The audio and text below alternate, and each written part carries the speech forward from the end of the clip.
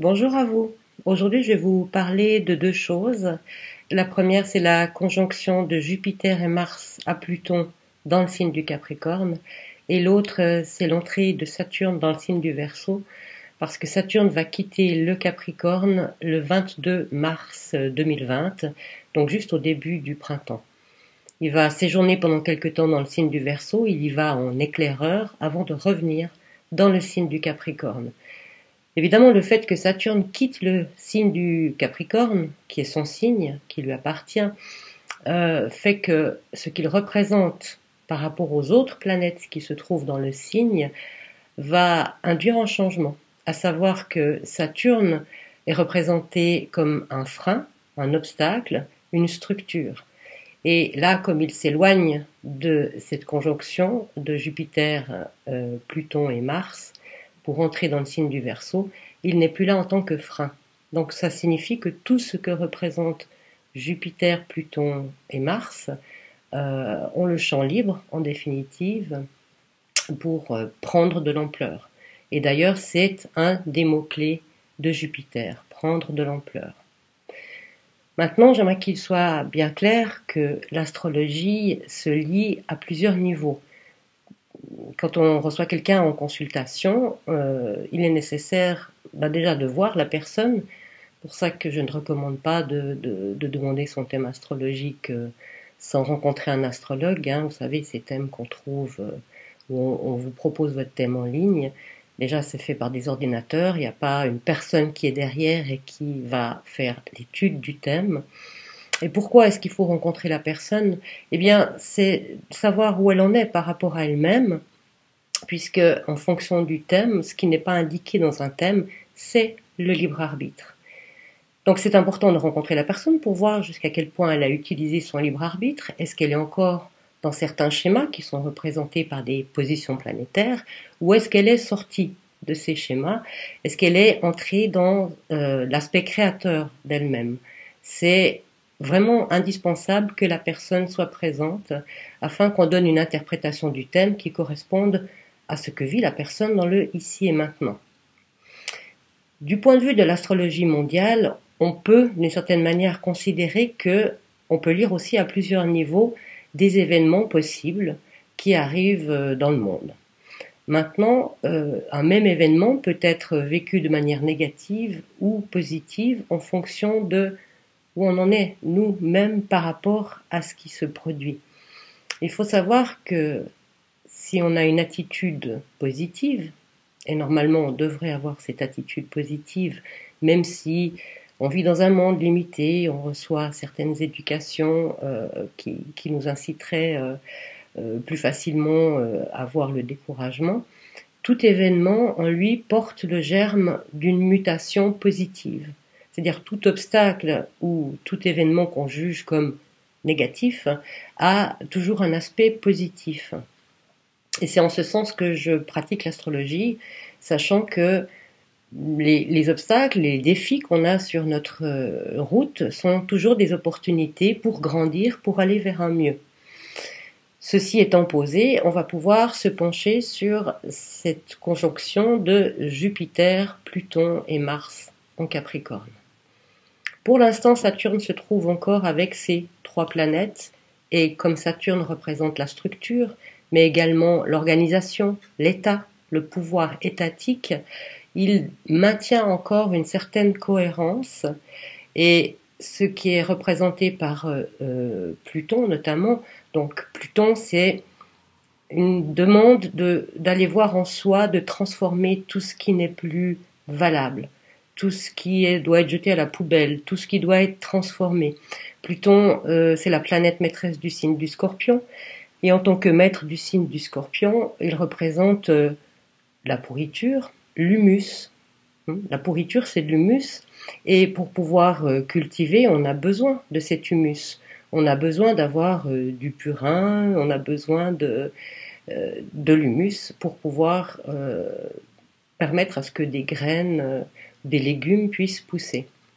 Donc, Pluton est là pour désagréger ce qui fait obstacle maintenant à notre évolution et non pas pour détruire des choses qui nous sont vraiment nécessaires. Il est là pour détruire ce qui est devenu obsolète. Saturne, il y a une notion de temps et on sait que dans la vie, toute chose a une durée finie, on est dans un monde fini. Donc Pluton est là pour nous demander de lâcher des vieilles structures qui n'ont plus lieu d'être. Donc il nous demande à la fois à nous-mêmes d'aller voir à l'intérieur de nous quelles sont les structures qu'on doit lâcher, et elles sont beaucoup liées au comportement égotique, bien sûr, à des vieux schémas qui ne nous sont plus du tout nécessaires et qu'il est nécessaire de lâcher.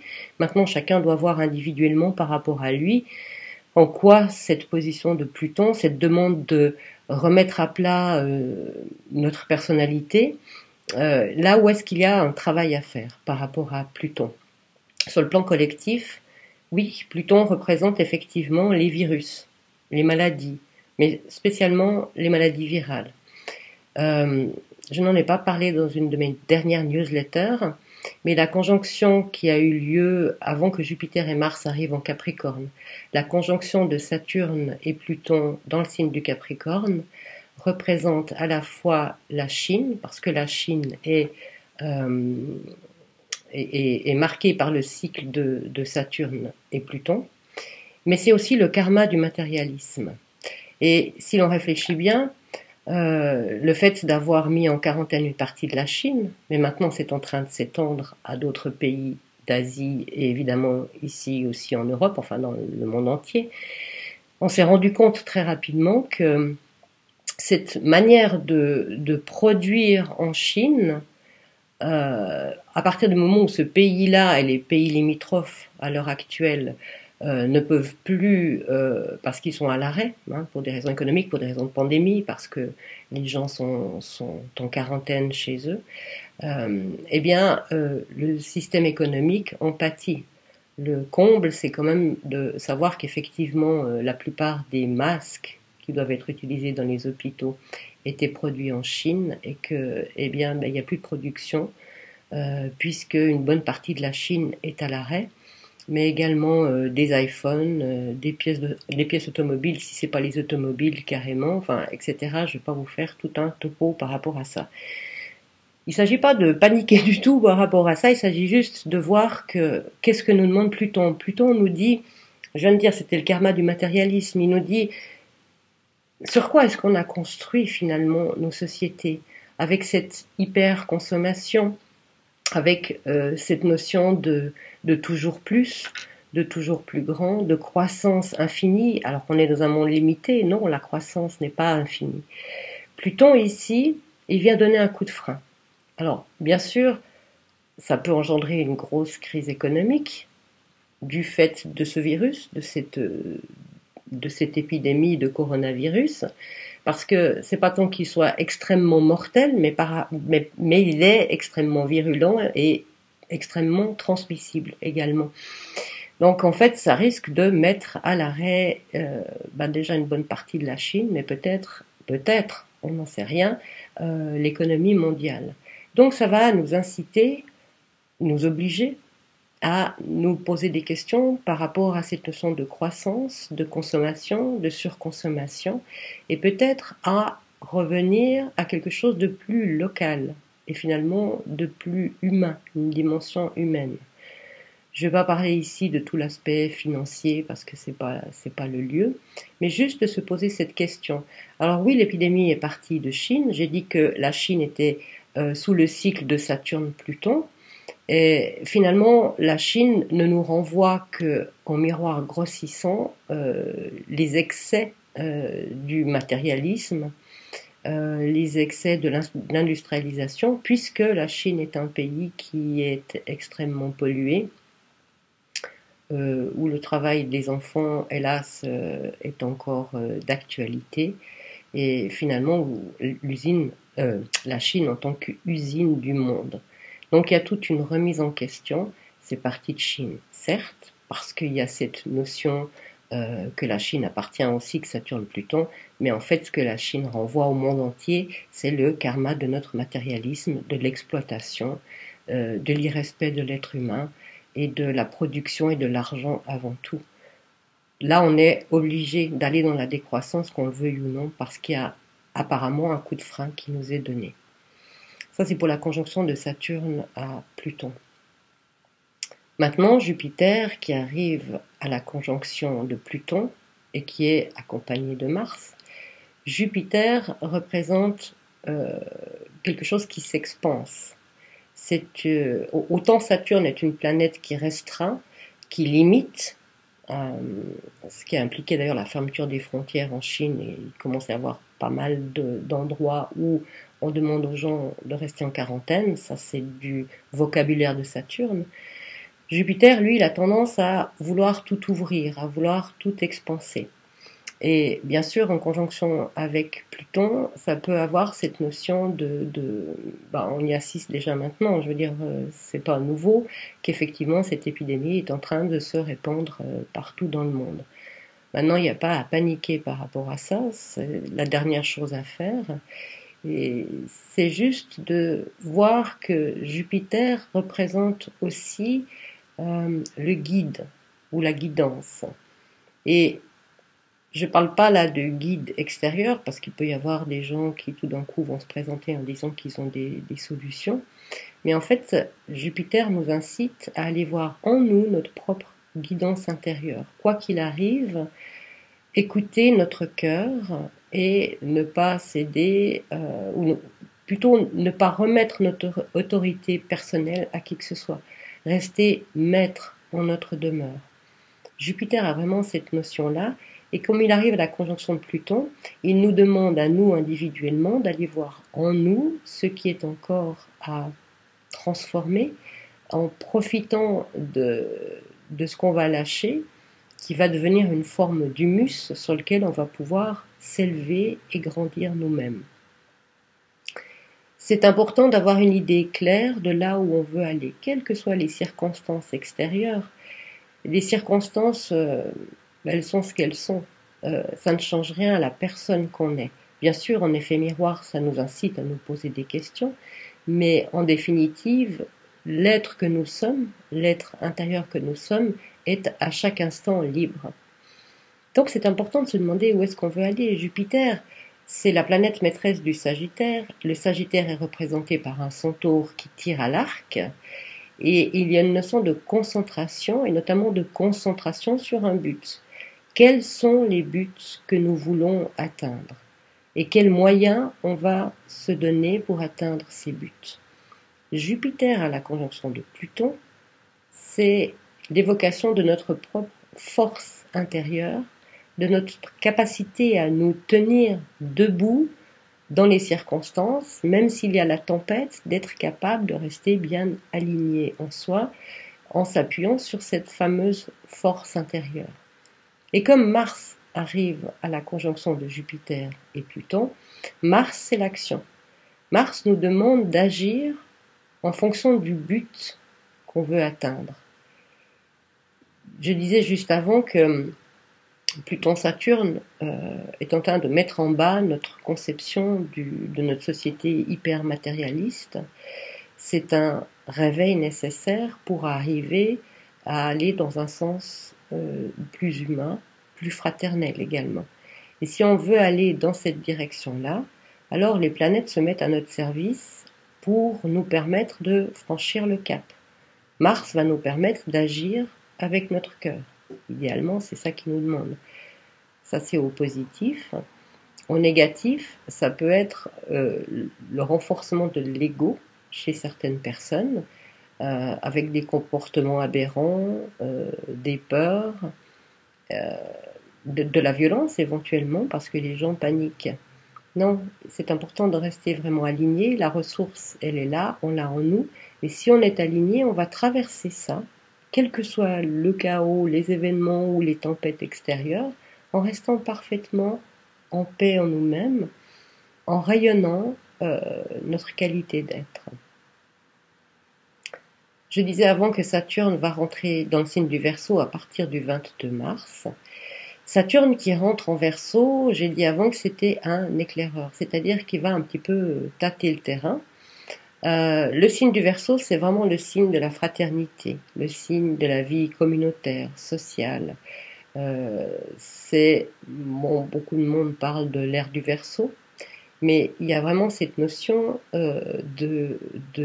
d'échange, de fraternité, où chacun est un individu unique, avec sa personnalité unique, et collabore avec les autres. Donc c'est vraiment de repenser notre société sur des bases économiques, sociales, éventuellement politiques ou même juridiques différentes. Donc on a d'un côté Jupiter avec Pluton qui nous demande d'aller voir en nous, de faire le nettoyage, d'écouter notre guidance et notre force intérieure, et en même temps Saturne qui va dans le signe du Verseau et qui peut déjà nous donner un avant-goût de ce que pourra être le monde de demain qui est quasiment à notre porte. On est sur le seuil en fait, même si ça va durer encore un certain temps. Donc on peut déjà avoir, parce que le signe du Verseau c'est aussi le signe de l'avenir et de la prémonition. Donc si on est bien aligné, qu'on est en paix en nous, on peut commencer à avoir des ressentis de ce futur, des ressentis du monde dans lequel on a envie de vivre, où on a envie de partager, d'avoir une vie plus communautaire. Mais encore une fois, il ne s'agit pas d'effacer la personnalité, il s'agit d'être des individus à part entière, conscients d'eux-mêmes, responsables, qui décident de partager les uns avec les autres. Et ça, c'est vraiment la société idéale, c'est cette notion de partage les uns avec les autres. Maintenant, Saturne qui rentre dans le signe du Verseau se trouve carré à son propre maître, Uranus. En astrologie, le carré est un aspect de tension, c'est un aspect de défi. Alors, comme je disais tout à l'heure, on peut lire un thème à plusieurs niveaux. Alors on peut lire ça dans le sens où peut-être que brutalement tous les vols intercontinentaux ou peut-être même domestiques sont interdits, que l'aviation est immobilisée. Mais finalement, ce qui est intéressant dans cet aspect, c'est pas tellement ça. C'est plutôt la confrontation entre le vieux monde représenté par Saturne, les vieilles structures qui veulent aller vers quelque chose de neuf, et Uranus, l'avenir, qui veut que ça vienne ici et maintenant. Et ça ne peut pas être instantané. Même si les choses peuvent arriver relativement rapidement, il faut bien voir que si on est dans un monde qui commence à s'effondrer, on ne peut pas reconstruire tout de suite. Il faut une latence, un certain temps. En tout cas, toujours est-il que Uranus nous appelle à aller vers le futur et que Saturne représente encore les dernières résistances par rapport à ce futur et peut-être des peurs aussi, la peur du changement et la peur de l'inconnu. On est tous à avoir peur du changement et peur de l'inconnu. Et ce qu'on nous demande d'une certaine manière à l'heure actuelle, c'est un saut dans le vide. Et que de toute façon, qu'on le veuille ou non, on est en train de faire un saut dans le vide. Donc, ayons confiance parce que on est des êtres spirituels, on est des êtres créateurs et les ressources, nous les avons tous en nous. Et surtout, chose qui est absolument capitale, savoir que nous ne sommes pas seuls. Nous ne sommes pas seuls parce que nous avons la capacité de nous entraider les uns les autres. Nous ne sommes pas capables d'avoir toutes les qualifications requises pour nous confronter à des problèmes, que ce soit d'alimentation, de santé ou autre. Par contre, on a autour de nous des gens avec qui nous sommes en affinité, et le fait simplement de se retrouver en groupe, d'être ainsi plusieurs, d'être sur la même longueur d'onde, de pouvoir parler de toutes ces choses posément, tranquillement, parce que oui, on est en train de changer le monde, oui, il y a du chaos, oui, il y a de la tempête, mais la vie continue. La Terre a déjà connu des moments par le passé qui ont été chaotiques, hein. Il y a eu l'effondrement de la Rome antique jusqu'à la période du Moyen-Âge, dont on ne sait pas grand-chose, puisqu'évidemment c'était un peu chaotique, mais les civilisations ont survécu, enfin les gens ont survécu, la civilisation s'est transformée, et bien d'une certaine manière, on est un peu dans le même cas de figure, où l'ancien monde est en train de s'effondrer, le monde nouveau va poindre. Alors évidemment, on a le choix, on peut pleurer sur le monde ancien qui est en train de mourir, ou alors se réjouir en se disant, ok, il y a quelque chose à construire derrière, il y a des limites que nous n'aurons plus, il y a les structures dans lesquelles on a été enfermé, et qui fait que finalement on n'a pas toujours les coudées franches pour créer ce qu'on a envie, parce qu'il y a toujours des comptes à rendre à des autorités à droite à gauche. Ça, c'est quelque chose qui va peu à peu disparaître. Et si on est des individus qui avons la bonne intelligence de vivre ensemble, on va pouvoir peu à peu reconstruire quelque chose de nouveau sur des bases différentes, des bases plus saines. D'où cet intérêt de faire ce travail, d'aller voir à l'intérieur de nous vraiment ce qui a changé, d'écouter aussi nos vrais besoins. Ça, c'est quelque chose qui est vraiment capital. Écouter nos vrais besoins, pas les désirs, c'est pas la même chose. Les vrais besoins, c'est quels sont les besoins pour mon corps, qu'est-ce que j'ai besoin de manger, qu'est-ce qui me fait vraiment envie, qui est-ce que j'ai envie de voir. Il y a peut-être des gens qu'on n'a plus envie de voir parce qu'on n'est plus en affinité avec eux. On n'a pas à se forcer par rapport à ça. Quels sont nos vrais besoins? Et sur la base de ces besoins, si on les écoute vraiment, on va se rendre compte que les choses deviennent beaucoup plus faciles et qu'il y a une énergie qui nous pousse vers l'avenir. On va se sentir soutenu. Et réellement, spirituellement, on est soutenu. L'attitude la moins sage à adopter par rapport au temps actuel, c'est de vouloir absolument s'accrocher à ce qui meurt. C'est inutile. Si ça meurt, ça meurt. Il faut passer à autre chose. C'est un vieux monde qui meurt, mais c'est pas nous qui mourrons. C'est pas le monde qui meurt non plus. C'est nous qui passons d'un paradigme à un autre, d'une civilisation à une autre. Alors évidemment, elle va pas apparaître, hop là, sur un coup de baguette magique comme ça, mais on est sur ce chemin. On est en chemin et le monde nouveau dont on parle, dont je suis pas la seule à en parler, mais bref, ce monde nouveau est vraiment en gestation. Il est en gestation dans nos cœurs, mais il est déjà un peu en gestation dans nos mains, parce qu'on a déjà la possibilité de faire autrement, et certaines personnes font déjà autrement. Hein. Je pense au réseau, les celles là, d'échanges localisés. Bon, il y a le manger bio, bien sûr, mais c'est pas... Enfin, il y a plein de petits mouvements comme ça, de gens qui essayent de faire autrement, et qui vont dans ce sens-là.